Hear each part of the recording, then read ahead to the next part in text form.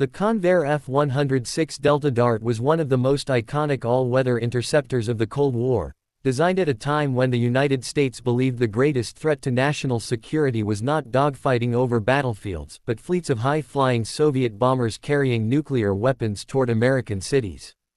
Developed as the ultimate expression of the Delta Wing interceptor family, the F-106 was sleek, powerful, and advanced for its time, with performance and avionics that set it apart from earlier fighters. Entering service in 1959, it remained the backbone of America's Air Defense Command for almost 3 decades and became known among pilots simply as the Six. The origins of the F-106 can be traced back to the Convair F-102 Delta Dagger, the first U.S. Air Force Delta Wing interceptor. While the F-102 introduced the concept of a supersonic, missile-armed interceptor, it was quickly realized that it lacked the speed, altitude, and sophisticated radar necessary to deal with advanced Soviet threats. In 1955, the Air Force issued a requirement for an improved design. Convair responded with a major redesign that kept the general Delta Wing configuration but incorporated a more powerful engine, refined aerodynamics, and new avionics. The aircraft was originally designated the F-102B, but the number of changes made led the Air Force to reclassify it as an entirely new aircraft, giving it the designation F-106. This decision reflected just how different it was from its predecessor, even though the family resemblance remained. The first F-106 took to the skies on December 26, 1956. Test pilots quickly discovered that the aircraft was capable of extraordinary speed and climb performance, though it also presented new aerodynamic challenges. With its powerful Pratt Whitney J75 P-17 turbojet engine producing over 24,000 pounds of thrust with afterburner, the aircraft could easily exceed Mach 2.2 and reach altitudes above 57,000 feet. This put it among the fastest aircraft of its day and perfectly suited for the role of intercepting high-altitude Soviet bombers.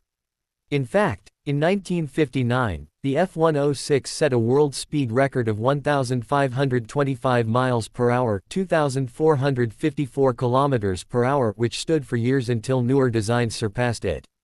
The Delta Wing provided excellent stability at supersonic speeds, though it made low-speed handling more difficult, requiring skill from pilots during landing approaches. One of the defining features of the F-106 was its reliance on an advanced fire control system rather than pilot marksmanship. The Hughes Massachusetts One integrated fire control system was a groundbreaking avionics suite that combined radar, computer logic, and weapons control into one package. Unlike earlier fighters, the F-106 was tied directly into the SAGE semi-automatic ground environment system, a nationwide network of radars and computers that could track enemy bombers and guide interceptors automatically toward their targets. In theory, an F-106 pilot could take off, engage autopilot, and allow the ground network to fly the aircraft to an intercept point. Once in range, the Massachusetts One system would calculate the optimal firing solution and automatically launch the weapons. The pilot was often reduced to supervising the system rather than actively dogfighting. This concept reflected the Air Force's doctrine of the time, which emphasized technological control and long-range interception over traditional air combat maneuvering. The weapons carried by the F-106 were all contained within an internal weapons bay, a design choice intended to minimize drag and preserve speed. Standard armament included a mix of Hughes AIM-4 Falcon missiles, both infrared and radar-guided, and the AIR-2 Genie unguided nuclear rocket, which carried a 1.5 kiloton warhead. The Genie was particularly controversial, as it was designed to be fired into formations of enemy bombers, where its nuclear blast would destroy multiple aircraft at once. For decades, this missile symbolized the extreme lengths to which the U.S. Air Force was prepared to go to stop a Soviet bomber attack.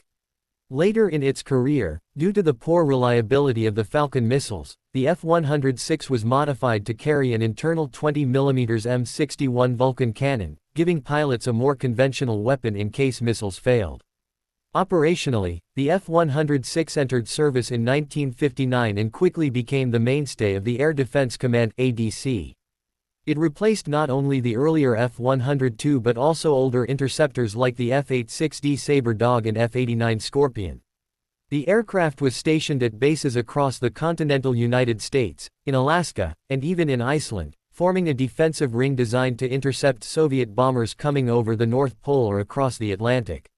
Squadrons of F-106s stood constant alert, with pilots ready to scramble at a moment's notice in response to radar detections. Throughout the 1960s and 1970s, they intercepted and escorted numerous Soviet reconnaissance aircraft probing U.S. airspace. Although it never fired a weapon in combat, the F-106 performed thousands of real-world missions to shadow Soviet Tu-95 Bear bombers and other intruders. Pilots who flew the Delta Dart often praised its speed and stability at high altitudes, though they also acknowledged its unforgiving nature at low speeds. Its nickname, the Six, reflected the fondness with which it was regarded. Perhaps the most famous anecdote involving the aircraft came in 1970, when an F-106 entered an unrecoverable flat spin during a training mission. The pilot ejected, expecting the aircraft to crash, but remarkably the jet stabilized itself, glided down, and made a belly landing in a snowy Montana field with only minor damage. The incident became legendary among Air Force pilots and earned the jet the affectionate moniker, the Cornfield Bomber. The aircraft was later repaired and returned to service. The F-106 remained in frontline service for almost 30 years, which is a testament to its design. In the 1970s, however, newer fighters like the F-15 Eagle began to take over the interceptor role. The F-106 was gradually relegated to Air National Guard units, where it continued to serve effectively throughout the 1980s. The last operational units retired the aircraft in 1988, and its long career came to an end. However, dozens of airframes were converted into QF-106 target drones, remotely piloted and used for missile testing and training. Incredibly, these drones continued to fly into the late 1990s, meaning that some F-106s served for nearly 40 years after their introduction. From a design perspective, the F-106 represented the pinnacle of the dedicated interceptor concept. Unlike multirole fighters such as the F-4 Phantom II, which combined air-to-air and ground attack capability, the Delta Dart was optimized for one mission only, intercepting and destroying enemy bombers before they could reach their targets. This specialization reflected Cold War strategic thinking, when the U.S. feared massed nuclear strikes delivered by long-range Soviet aircraft. Ironically, as intercontinental ballistic missiles became the main delivery method for nuclear weapons, the threat the F-106 was designed to counter diminished. Still, the aircraft remained valuable for air defense duties and is a visible symbol of American readiness. Technically, the aircraft embodied many advances. The Delta wing design provided a large internal volume for fuel, good supersonic stability, and structural strength. The J75 engine gave it blistering performance, while the Massachusetts I system marked a leap in avionics integration. However, the Falcon missiles it carried often proved unreliable, and many pilots were skeptical of the idea that computers could fight battles better than humans. In simulated dogfights, the F-106's lack of a gun during its early years was a major weakness, which is why the later addition of the Vulcan cannon was widely welcomed. Despite these drawbacks, it was one of the most respected aircraft in the Air Defense Command inventory. The legacy of the F-106 is a complex one. On the one hand, it was never tested in combat, and its reliance on the now-defunct SAGE system may make it seem like an artifact of a bygone era. On the other hand, it was one of the finest pure interceptors ever built, combining speed, altitude, and avionics in a package that gave the United States confidence in its air defense for decades. Many of the technologies pioneered in the F-106, particularly in fire control integration and supersonic aerodynamics, influenced later fighters. Its long service life and the affection with which it was remembered by pilots show that it fulfilled its role admirably. Today, surviving F-106s can be found in museums across the United States, where they stand as reminders of the Cold War struggle for technology.